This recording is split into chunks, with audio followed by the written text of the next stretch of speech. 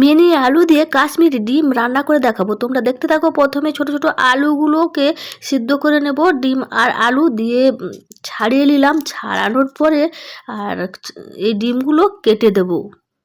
আমি যে কাটছি দেখাইনি, সঠিক তো দেখাতে পারবো না। তারপরে নুন হলুদ মাখিয়ে নিলাম সুন্দরভাবে। দিয়ে কড়াই বসেছি, কড়াইয়ের মধ্যে তেল দিয়ে ডিমগুলোকে ভেজে নেবো। ডিমগুলো ভাজা হয়ে গেছে, এবার আলুগুলোকেও ভেজে নেব।